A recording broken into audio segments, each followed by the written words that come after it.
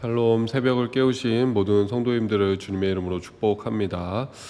우리가 열왕기상 말씀을 새롭게 보고 있습니다. 오늘 말씀도 어제 본문과 마찬가지로 열왕기상 1장 1절에서 4절 말씀 같이 읽고 나누도록 하겠습니다. 다윗 왕이 나이가 많아 늙으니 이불을 덮어도 따뜻하지 아니한지라. 그의 시종들이 왕께 아뢰되 우리 주 왕을 위하여 젊은 처녀 하나를 구하여 그로 왕을 받들어 모시게 하고 왕의 품에 누워 우리 주 왕으로 따뜻하시게 하리이다 하고, 이스라엘 사방 영토 내에 아리따운 처녀를 구하던 중 수넴 여자 아비삭을 얻어 왕께 데려왔으니 이 처녀는 심히 아름다워 그가 왕을 받들어 시중 들었으나 왕이 잠자리는 같이 하지 아니하였더라. 아멘. 네, 열왕기상 1장 1절에서 4절 말씀이었습니다. 어제 그런 말씀을 드렸습니다. 이 한 시대를 풍미했던 이스라엘의 영웅이자 왕이었던 다윗도 이불을 덮어도 따뜻함을 느끼지 못할 정도로 나이가 들고 쇠약해졌다라고 말씀드렸습니다. 근데 이게 다윗 왕에게만 일어나는 일이 아니라 사실 우리 모두에게 일어나는 그런 순리와 같은 일들인 것이죠.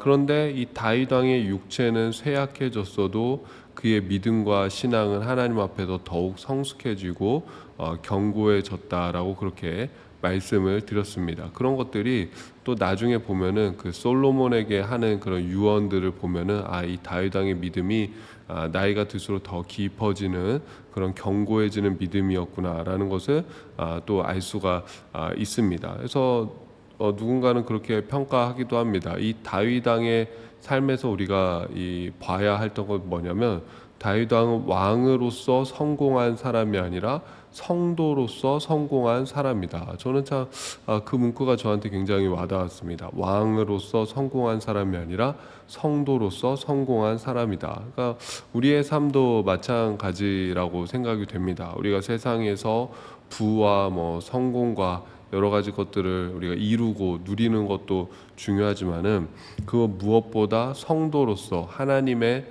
자녀로서 그리스도인으로서 성공하는 삶을 살 수 있기를 주님의 이름으로 축복합니다.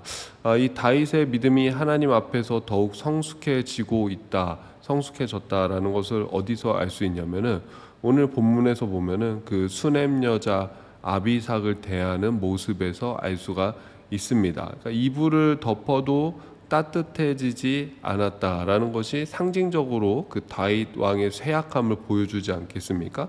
근데 사실 그 왕의 기력을 회복시키기 위해서 이 신하들이 이불만 계속 더 이렇게 두꺼운 이불만 갖다 줬겠습니까? 그게 아닌 것이죠. 방도 따뜻하게 해봤는데 소용이 없는 것이고, 그리고 보양식도 먹이지 않았겠습니까? 이게 좋다더라, 기력이 떨어질 때 이게 좋다더라 하고 여러 가지 보양식도 먹여봤지만은 효과가 없었지 않겠습니까? 이제 그런 모든 시도들이 다 허사로 돌아갔다. 그런 모든 시도들이 다 의미가 없었다라는 것이 이불을 덮어도 따뜻하지 아니하였더라, 이 말 안에 함축돼서 담겨 있는 것이죠. 그래서 이제 지금 그 신하들이 어떤 방법을 쓰냐면은 젊은 여인을 이 늙은 왕에게 아내로 삼게 하는 걸 통해서 이 왕의 기력을 회복시키고 그 젊은 여인의 어떤 그런 생기를 왕에게 다시 불어넣고자 하는 그런 지금 방법을 취하는 걸 볼 수가 있습니다. 그렇게 해서 선택된 여인이 바로 수넴 여자 아비삭인 것이죠.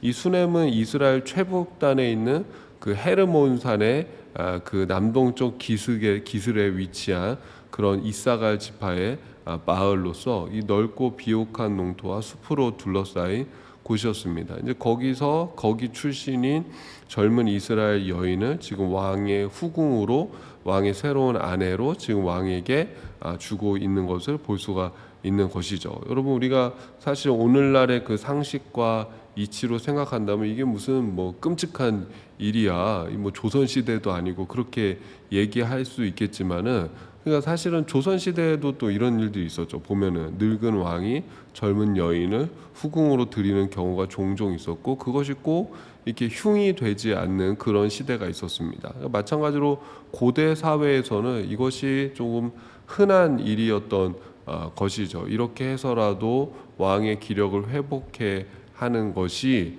바로 더 중요한 일이었기 때문에 뭐 쓸 수 있는 방법들은 다 써보는 것이 바로 고대 사회의 특징이었습니다. 근데 이 다윗이 보면은 4절에 그러지 않습니까? 이 처녀는 심히 아름다워 그가 왕을 받들어 시중 들었으나 왕이 잠자리는 같이 하지 아니하였더라. 예.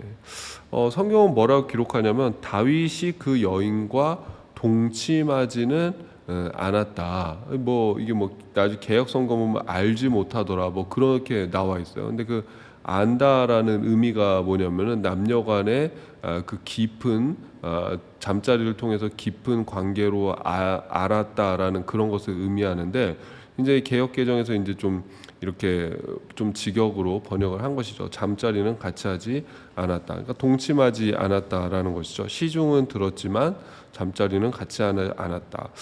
왜 그랬을까? 물론 우리가 이거 성경을 그냥 이성적으로만 판단해서 본다면은 이 다윗 왕이 여인과 동침하지 못할 정도로 기력이 약해졌다라는 그런 뭐 의견들도 있습니다. 또 혹시라도 뭐 자녀가 생기면은 어떡하냐? 그러면 이제 뒤에 이제 뭐 정치적으로 문제가 생길 수도 있다. 뭐 그런 의견들도 있지만은 여러분 우리가 어쨌든 이 성경이 우리에게 전해주는 것은 무엇입니까? 믿음과 신앙의 관점에서 전해주지 않겠습니까? 그러니까 저는 그래서 이것보다도 이것이 결국 다윗의 믿음과 신앙을 보여주는 어떤 하나의 사례가 아닐까라고 생각해 보게 되는 것이죠. 다윗의 인생에서 가장 뼈아픈 실수는 바로 바세바와의 사건을 겪은 것이죠. 아마 다윗이 내 인생을 다시 되돌릴 수 있다라고 한다면은 절대로 다윗은 그 전에 돌아가서 바세바하고 동침했듯이 그렇게 절대로 하지 않을 것입니다. 이건 제가 분명하게 말씀드릴 수 있을 것 같아요. 왜냐하면은 그 일로 인해서 큰 아픔과 위기를 겪었고 하나님 앞에서 정말 처절하게 박살나고 깨지고 다시 회개하는 그런 시간을 보냈기 때문이죠. 그래서 여러분 우리가 뭐 어떤 목사님들이나 누구나 뭐 이 다윗 스토리를 알면 그러지 않습니까? 자기가 죄 지어놓고 그 다음에 뭐 다윗도 죄 짓지 않았냐, 다윗도 죄 짓고 회개했을 때 하나님이 그를 용서해 주시지 않았냐라고 하는데 그 다윗이 겪었던 그 회복의 과정을 지금 무시하고 있는 것이죠. 저는 좀 그렇게 자기 스스로에게 면죄부를 줄 때 저는 좀 그렇게 반문하고 싶어요. 그럼 다윗과 같은 똑같은 그런 과정을 거쳤냐? 모든 것을 다 잃어봤고 그다음에 정말로 그 죽을 위기까지 몰려봤고 그러니까 처절하게 모든 것이 다 이렇게 파괴되어지고 처절하게 그 수치의 자리로 내몰린 그런 경험까지 하고 나서 내가 뭐 회복했다, 회개했다 그러면은 뭐 인정하겠지만은 그건 또 무시하잖아요. 그런 것들은 또 원하지 않잖아요. 그냥 너무 쉽게 생각하는 것이 문제이지 않겠습니까? 그러니까 사실은 내가 어떻게 보면은 다윗이 그런 것이죠.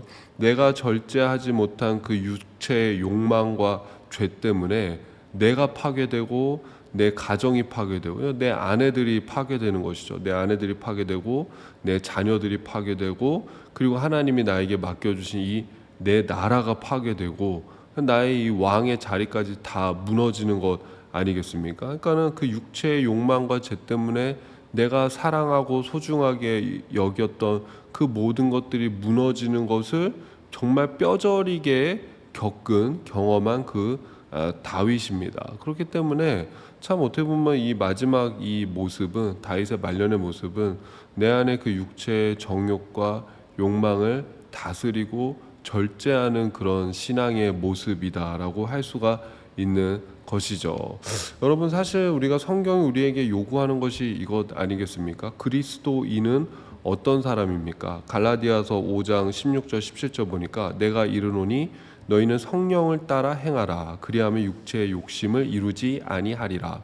육체의 소욕은 성령을 거스르고 성령은 육체를 거스르나니 이 둘이 서로 대적함으로 너희가 원하는 것을 하지 못하게 하려 함이니라. 그러니까 성경이 우리에게 말씀하는 것은 너희가 그리스도인으로서 살 때 이제는 육체의 욕심대로 사는 것이 아니다. 육체의 그 정욕대로 사는 것이 아니라 육체의 그 욕망에 이끌려서 너희가 사는 것이 아니라 성령을 따라 사는 삶을 살아라. 육체의 소욕이 아닌 성령의 그 소욕을 너희가 따라 사는 삶을 살라라고 늘 우리에게 권면하고 말씀하고 그렇게 명령하고 있습니다. 그러니까 육을 따르는 것이 아니라 영을 따르는 삶을 살라라는 것이죠. 그래서 여러분 사실 우리가 신앙생활을 하면 할수록 우리가 정말 우리의 그 육신의 욕망을 다스리고 성령의 뜻을 따라 행하는 그 성령의 열매가 우리 삶에 나타나야 합니다. 갈라디아서 그래서 그 다음에 하는 얘기가 그런 거잖아요. 육체의 열매가 무엇인가 쭉 얘기하지 않습니까? 뭐 불의하고 호색하고 술 취하고 방탕하고 쭉 얘기하지 않습니까? 거짓을 또 말하고 뭐 얘기하잖아요. 그리고 나서 성령의 열매도 얘기하잖아요. 사랑과 희락과 화평, 인내, 자비, 양선, 온유, 절제, 충성을 말씀하지 않겠습니까? 그러니까는 우리 삶에 점점 우리가 그리스도인으로 살아가는데 우리 삶에 맺혀지는 열매들이 무엇인가 보라는 것이죠. 내가 그리스도인으로 사는데 욕심의 열매가 더 크게 맺힌다. 내가 그리스도인으로 사는데 점점 더 정직하지 못하고 신실하지 못한 그런 열매만 우리에게 맺혀진다. 내가 그리스도인으로 사는데 기쁨도 없고 소망도 없고 맨날 절망만 있고 뭐 우리의 방탕함이 있다. 그것은 하나님이 기뻐하시는 삶이 아니라 정상적인 그리스도인의 삶이 아니다라는 것이죠. 정상적인 그리스도인의 삶이라면은 점점 더 사랑으로 나아갈 수 있어야 되고 인내로 나아갈 수 있어야 되고 말씀 앞에 순종과 충성으로 나아갈 수 있어야 되고 무엇보다 절제로 나아갈 수 있는 것이 진정한 그리스도인의 삶이다라는 것입니다. 제가 어제 또 그런 말씀 드렸습니다. 시간이 흐를수록 나는 무엇을 더 가치 있게 여기는 사람인가? 정말 내가 신앙생활 하면서 이 시간이 흐르면서 내가 나이가 들고 성숙해지면서 하나님의 말씀이 중요하구나, 신앙이 중요하구나, 믿음이 중요하구나, 사랑이 정말 중요한 그런 우리 삶의 가치이구나라고 고백하는 사람인가? 아니면은 야 내가 이 나이에 먹도록 살아보니 역시 세상에서는 부와 성공과 권력과 명예가 최고다라고 말하는 사람인가? 여러분 우리가 어떤 삶을 살아야 하겠습니까?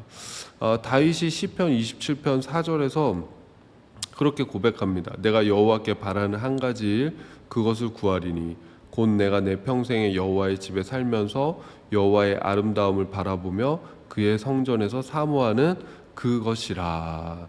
그러니까 그거죠. 하나님 내가 내 평생에 소원이 하나 있습니다. 그건 뭐예요? 하나님의 집에 살면서 성전에 거하면서 하나님과 함께하고 하나님과 동행하는 것 그것이 정말 내 삶의 최고의 가치인 줄로 믿습니다. 그게 정말로 내가 원하는 그런 삶의 모습입니다라고 고백하는 그 다윗의 고백처럼 여러분 우리도 시간이 지날수록 우리의 믿음과 우리의 신앙이 하나님 앞에서 이것이 정말 소중한 것입니다. 하나님 정말 무엇과도 바꿀 수 없는 것이 믿음이고 신앙이고 주님의 사랑인 줄로 믿습니다. 그렇게 고백할 수 있는 그런 그리스도인 되기를 주님의 이름으로 축복합니다.